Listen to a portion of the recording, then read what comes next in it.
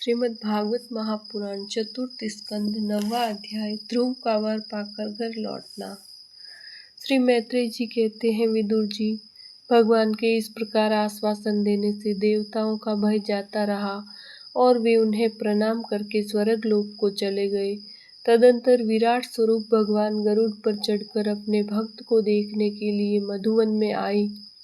उस समय ध्रुव जी तीव्र योगाभ्यास से एकाग्र हुई बुद्धि के द्वारा भगवान की बिजली के समान दैदीप्यमान जिस मूर्ति का अपने हृदय कमल में ध्यान कर रहे थे, वह सहसा विलीन हो गई। इससे घबराकर उन्होंने ज्यों ही नेत्र खोले कि भगवान के उसी रूप को बाहर अपने सामने खड़ा देखा। प्रभु का दर्शन पाकर बालक ध्रुव को बड़ा ही कुतूहल हुआ। वे प्रेम में अधीर हो गए। उन्होंने पृथ्वी पर दंड के समान लौटकर उन्हें प्रणाम किया। फिर वे इस प्रकार प्रेम भरी दृष्टि से उनकी ओर देखने लगे मानो नेत्रों से उन्हें पी जाएंगे, मुख से चूम लेंगे और भुजाओं से कस लेंगे। वे हाथ जोड़े प्रभु के सामने खड़े थे और उनकी स्तुति करना चाहते थे, परंतु किस प्रकार करे यह नहीं जानते थे। सर्वांतर्यामी श्री हरि उनके मन की बात जान गए। उन्होंने कृपा पूर्वक अपने वेदमय शंख को उनके गाल से छुआ दिया। ध्रुव जी भविष्य में अविचल पद प्राप्त करने वाले थे। इस समय शंख का स्पर्श होते ही उन्हें वेदमय दिव्य वाणी प्राप्त हो गई और जीव तथा ब्रह्म के स्वरूप का भी निश्चल हो गया। वे अत्यंत भक्तिभाव से धैर्य पूर्वक विश्व विख्यात कीर्तिमान श्री हरि की स्तुति करने लगे। ध्रुव जी ने कहा, प्रभु आप सर्वशक्ति संपन्न हैं। आप ही मेरे अंतःकरण में प्रवेश कर अपने तेज से मेरी इस सोई हुई वाणी को सजीव करते हैं तथा हाथ, पैर, कान और त्वचा आदि अनन्य इंद्रियों एवं प्राणों को भी चेतनता देते हैं। मैं आप अंतर्यामी भगवान को प्रणाम करता हूँ। भगवान आप एक ही हैं, परंतु अपनी अनंत गुणमयी माया शक्ति से इस महद आदि संपूर्ण प्रपंच को रचकर अंतर्यामी रूप से उसमें प्रवेश कर जाते हैं और फिर इसके इंद्रिय आदि असत गुणों में उनके अधिष्ठात्र देवताओं के रूप में स्थित होकर अनेक रूप भासते हैं। ठीक कि वैसे ही जैसे तरह तरह की लकड़ियों में प्रकट हुई आग अपनी उपाधियों के अनुसार भिन्न भिन्न रूपों में भासती है। नाथ, सृष्टि के आरंभ में ब्रह्मा जी ने भी आपकी शरण लेकर आपके दिए हुए ज्ञान के प्रभाव से ही इस जगत को सोकर उठे हुए पुरुष के समान देखा था। दीनबंधु, उन्हीं आपके चरण तल का मुक्त पुरुष भी आश्रय लेते हैं। कोई भी कृतज्ञ पुरुष उन्हें कैसे भूल सकता है। प्रभु, इन समतुल्य शरीरों के द्वारा भोगा जाने वाला इंद्रिय और विषयों के संसर्ग से उत्पन्न सुख तो मनुष्य को नरक में भी मिल सकता है। जो लोग इस विषय सुख के लिए लालायित रहते हैं और जो जन्म मरण के बंधन से छुड़ा देने वाले कल्पतरु स्वरूप आपकी उपासना भगवत प्राप्ति के सिवा किसी अन्य उद्देश्य से करते हैं, उनकी बुद्धि अवश्य ही आपकी माया के द्वारा ठगी गई है। नाथ, आपके चरण कमलों का ध्यान करने से और आपके भक्तों के पवित्र चरित्र सुनने से प्राणियों को जो आनंद प्राप्त होता है वह निजानंद स्वरूप ब्रह्मा में भी नहीं मिल सकता। फिर जिन्हें काल की तलवार काटे डालती है, उन स्वर्ग के विमानों से गिरने वाले पुरुषों को तो वह सुख मिल ही कैसे सकता है। अनंत परमात्मन, मुझे तो आप उन विशुद्ध हृदय महात्मा भक्तों का संग दीजिए जिनका आप में अविच्छिन्न भक्ति भाव है। उनके संग में मैं आपके गुणों और लीलाओं की कथा सुधा को पी पी कर उन्मत्त हो जाऊंगा और सहज ही इस अनेक प्रकार के दुखों से पूर्ण भयंकर संसार सागर के उस पार पहुंच जाऊंगा। कमलनाभ प्रभु, जिनका चित्त आपके चरण कमल की सुगंध में लुभाया हुआ है, उन महानुभावों का जो लोग संग करते हैं, वे अपने इस अत्यंत प्रिय शरीर और इसके संबंधी पुत्र, मित्र, ग्रह और स्त्री आदि की शुद्धि भी नहीं करते। अजन्मा परमेश्वर, मैं तो पशु, वृक्ष, पर्वत, पक्षी, सरीसृप, देवता, दैत्य और मनुष्य आदि से परिपूर्ण तथा महद आदि अनेकों कारणों से संपादित आपके इस सदात्मक स्थूल विश्व रूप को ही जानता हूँ। इससे परे तो जो आपका परम स्वरूप है, जिसमें वाणी गति नहीं है, उसका मुझे पता नहीं है।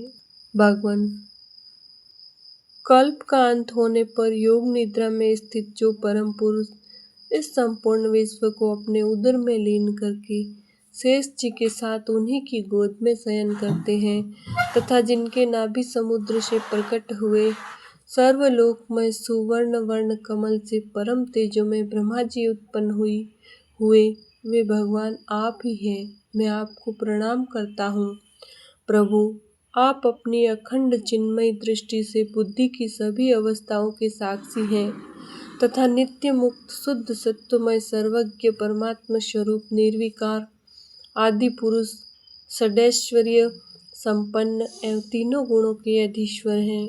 आप जीव से सर्वथा भिन्न हैं तथा संसार की स्थिति के लिए यज्ञाधिष्ठाता विष्णु रूप से विराजमान हैं। आपसे ही विद्या अविद्या आदि विरुद्ध गतियों वाली अनेकों शक्तियाँ धारावाहिक रूप से निरंतर प्रकट होती रहती हैं। आप जगत के कारण अखंड अनादि अनंत आनंदमय निर्विकार ब्रह्म स्वरूप हैं। मैं आपकी शरण हूँ। भगवान, आप परमानंद मूर्ति हैं। जो लोग ऐसा समझकर निष्काम भाव से आपका निरंतर भजन करते हैं, उनके लिए राज्य आदि भोगों की अपेक्षा आपके चरण कमलों की प्राप्ति ही भजन का सच्चा फल है। स्वामिन, यद्यपि बात ऐसी ही है तो भी गौ जैसे अपने तुरंत जन्मे हुए बछड़े को दूध पिलाती और व्याघ्र आदि से बचाती रहती हैं, उसी प्रकार आप भी भक्तों पर कृपा करने के लिए निरंतर विकल रहने के कारण हम जैसे सकाम जीवों की भी कामना पूर्ण करके उनके संसार भय से रक्षा करते रहते हैं। श्री मैत्रेय जी कहते हैं, विदुर जी, जब शुभ संकल्प वाले मतिमान ध्रुव जी ने इस प्रकार स्तुति की, तब भक्त वत्सल भगवान उनकी प्रशंसा करते हुए कहने लगे। श्री भगवान ने कहा, उत्तम व्रत का पालन करने वाले राजकुमार, मैं तेरे हृदय का संकल्प जानता हूँ। यद्यपि उस पद का प्राप्त होना बहुत कठिन है, तो भी मैं तुझे वह देता हूँ, तेरा कल्याण हो। भद्र, जिस तेजोमय अविनाशी लोक को आज तक किसी ने प्राप्त नहीं किया, जिसके चारों ओर ग्रह नक्षत्र और तारागण रूप ज्योतिष चक्र उसी प्रकार चक्कर काटता रहता है, जिस प्रकार मेढ़ी के चारों ओर दवरी के बैल घूमते रहते हैं, अवान्तर कल्प पर्यंत रहने वाले अन्य लोगों का नाश हो जाने पर भी जो स्थिर हैं, तथा तारागणों के सहित धर्म, अग्नि, कश्यप और शुक्र आदि नक्षत्र एवं सप्त ऋषिगण जिसकी प्रदक्षिणा किया करते हैं, वह ध्रुवलोक मैं तुझे देता हूँ। यहाँ भी जब तेरे पिता तुझे राज सिंहासन देकर वन को चले जाएंगे, तब तू 36,000 वर्ष तक धर्म पूर्वक पृथ्वी का पालन करेगा। तेरी इंद्रियों की शक्ति ज्यों की त्यों बनी रहेगी। आगे चलकर किसी समय तेरा भाई उत्तम शिकार खेलता हुआ मारा जाएगा, तब उसकी माता सुरुचित पुत्र प्रेम में पागल होकर उसे वन में खोजती हुई दावानल में प्रवेश कर जाएगी।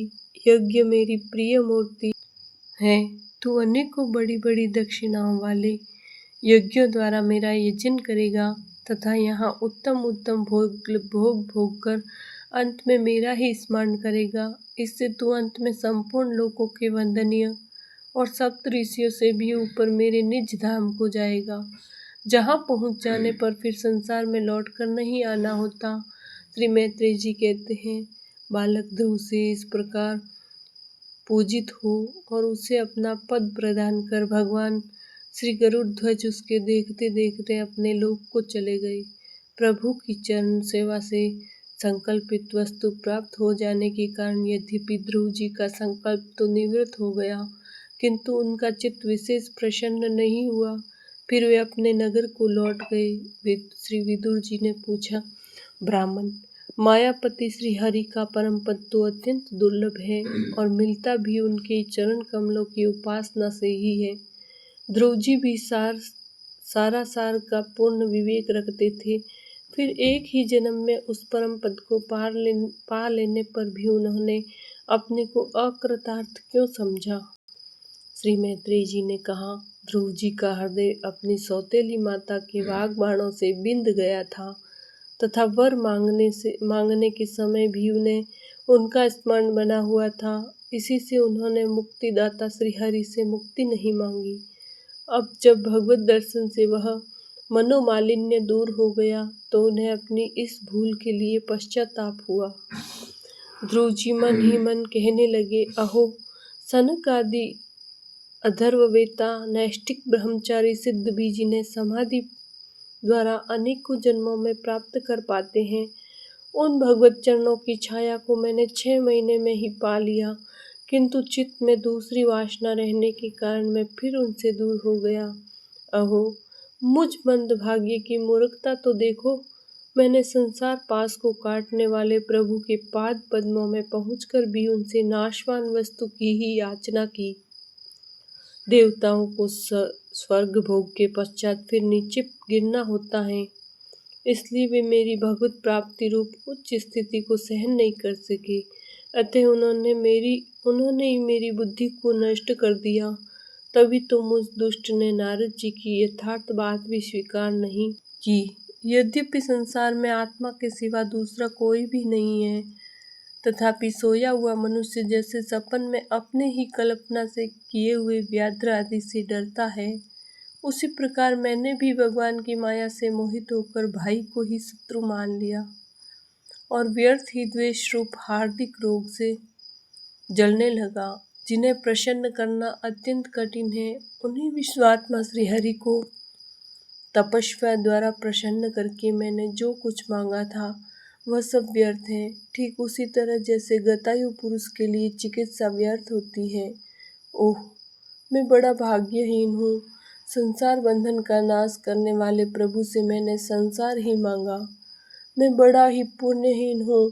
जिस प्रकार कोई कंगला किसी चक्रवर्ती सम्राट को प्रसन्न करके उसे तुष सहित चावलों की कणी मांगे, उसी प्रकार मैंने भी आत्मानंद प्रदान करने वाले श्रीहरि से मूर्खतावश व्यर्थ का अभिमान बढ़ाने वाले उच्च पद आदि भी मांगे हैं। श्री मैत्रेय जी कहते हैं, तात तुम्हारी तरह जो लोग श्री मुकुंद पादारविंद मकरंद के ही मधुकर हैं, जो निरंतर प्रभु की चरण रज का ही सेवन करते हैं और जिनका मन अपने आप आई हुई सभी परिस्थितियों में संतुष्ट रहता है, वे भगवान से उनकी सेवा के सिवा अपने लिए और कोई भी पदार्थ नहीं मांगते। इधर जब राजा उत्तानपाद ने सुना कि उनका पुत्र ध्रुव घर लौट रहा है, तो उन्हें इस बात पर वैसे ही विश्वास नहीं हुआ जैसे कोई किसी के यमलोक से लौटने की बात पर विश्वास न करे। उन्होंने ये सोचा कि मुझ अभागे का ऐसा भाग्य कहाँ, परंतु फिर उन्हें देव ऋषि नारद की बात याद आ गई। इससे उसका इस बात में विश्वास हुआ और वे आनंद के वेग से अधीर हो उठे। उन्होंने अत्यंत प्रसन्न होकर यह समाचार लाने वाले को एक बहुमूल्य हार दिया। राजा उत्तानपाद ने पुत्र का मुख देखने के लिए उत्सुक होकर बहुत से ब्राह्मण कुल के बड़े बूढ़े मंत्री और बंधुजनों को साथ लिया तथा एक बढ़िया घोड़ों वाले सुवर्ण जटित रथ पर सवार होकर वे झटपट नगर के बाहर आए। उनके आगे आगे वेद ध्वनि होती जाती थी तथा शंख दुदुम्बी एवं बंसी आदि अनेकों मांगलिक बाजे बजते जाते थे। उनकी दोनों रानियां सुनीति और सुरुचि भी सुवर्णमय आभूषणों से विभूषित हो राजकुमार उत्तम के साथ पालकियों पर चढ़कर चल रही थी। ध्रुव जी उपवन के पास आ पहुंचे। उन्हें देखते ही महाराज उत्तानपाद तुरंत रथ से उतर पड़े। पुत्र को देखने के लिए वे बहुत दिनों से उत्कंठित हो रहे थे। उन्होंने झटपट आगे बढ़कर प्रेम आतुर हो लंबी लंबी सांस लेते हुए ध्रुव को भुजाओं में भर लिया। अब ये पहले के ध्रुव नहीं थे। प्रभु के परम पुनीत पाद पद्मों का स्पर्श होने से इनके समस्त पाप बंधन कट गए थे। राजा उत्तानपाद की एक बहुत बड़ी कामना पूर्ण हो गई। उन्होंने बार बार पुत्र का सिर सूंघा और आनंद तथा प्रेम के कारण निकलने वाले ठंडे ठंडे आंसुओं से उन्हें नहला दिया। तदंतर सज्जनों में अग्रगण्य ध्रुव जी ने पिता के चरणों में प्रणाम किया और उनसे आशीर्वाद पाकर कुशल प्रश्न आदि से सम्मानित हो दोनों माताओं को प्रणाम किया। छोटी माता सुरुचि ने अपने चरणों पर झुके हुए बालक ध्रुव को उठाकर हृदय से लगा लिया और अश्रु गदगद वाणी से चिरंजीवी रहो ऐसा आशीर्वाद दिया। जिस प्रकार जल स्वयं ही नीचे की ओर बहने लगता है, उसी प्रकार मैत्री आदि गुणों के कारण जिस पर श्री भगवान प्रसन्न हो जाते हैं, उसके आगे सभी जीव झुक जाते हैं। इधर उत्तम और ध्रुव दोनों ही प्रेम से विहल्ल होकर मिले। एक दूसरे के अंगों का स्पर्श पाकर उन दोनों के ही शरीर में रोमांच हो आया तथा नेत्रों से बार बार आंसुओं की धारा बहने लगी। ध्रुव को माता सुनीति अपने प्राणों से भी प्यारे पुत्र को गले लगाकर सारा संताप भूल गई। उसके सुकुमार अंगों के स्पर्श से उसे बड़ा ही आनंद प्राप्त हुआ। वीरवर विदुर जी, वीर माता सुनीति के स्तन उसके नेत्रों से झरती हुई मंगलमय आनंद आंसुओं से भीग गए और उनसे बार बार दूध बहने लगा। उस समय पूर्ववासी लोग उनकी प्रशंसा करते हुए कहने लगे, महारानी जी, आपका लाल बहुत दिनों से खोया हुआ था, सौभाग्यवश अब वह लौट आया। यह हम सबका दुख दूर करने वाला है, बहुत दिनों कर भूमंडल की रक्षा करेगा। आपने ये अवश्य ही शरणागत भय भंजन श्री हरि की उपासना की है। उनका निरंतर ध्यान करने वाले धीर पुरुष परम दुर्जय मृत्यु को भी जीत लेते हैं। विदुर जी, इस प्रकार जब सभी लोग ध्रुव के प्रति अपना लाड प्यार प्रकट कर रहे थे, उसी समय उन्हें भाई उत्तम के सहित हथिनी पर चढ़ाकर महाराज उत्तानपाद ने बड़े हर्ष के साथ राजधानी में प्रवेश किया। उस समय सभी लोग उनके भाग्य की बड़ाई कर रहे थे। नगर में जहाँ तहाँ मगर के आकार के सुंदर दरवाजे बनाए गए थे तथा फूलों के गुच्छों के सहित केले के खंभे और सुपारी के पौधे सजाए गए थे। द्वार द्वार पर दीपक के सहित जल के कलश भरे रखे हुए थे, जो आम के पत्तों, वस्त्रों, पुष्प मालाओं तथा मोती की लड़ियों से सुसज्जित थे।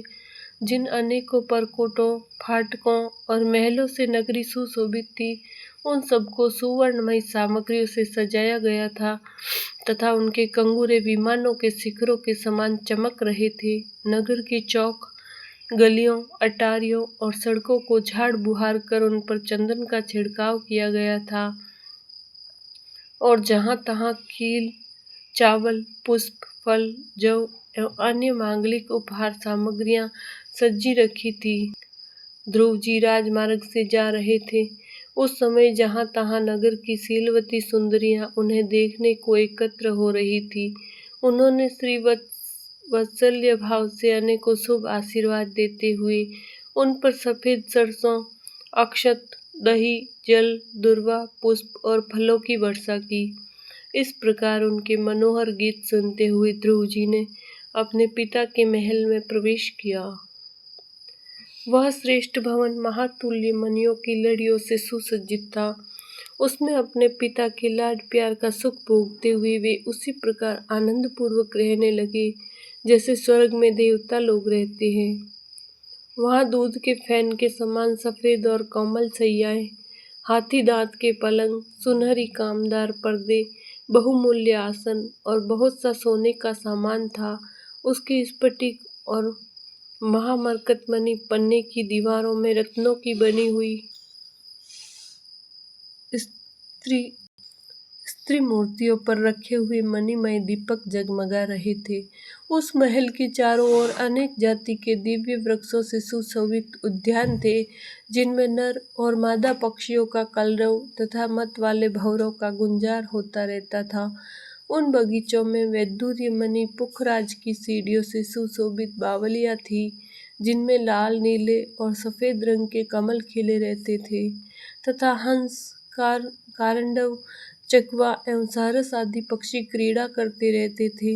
राजऋषि उत्तानपाद ने अपने पुत्र के अति अद्भुत प्रभाव की बात देवऋषि नारद से पहले ही सुन रखी थी। अब उसे प्रत्यक्ष वैसा ही देखकर उन्हें बड़ा आश्चर्य हुआ। फिर वह देखकर कि अब ध्रुव तरुण अवस्था को प्राप्त हो गए, अमात्य वर्ग उन्हें आदर की दृष्टि से देखते हैं तथा प्रजा का भी उन पर अनुराग है।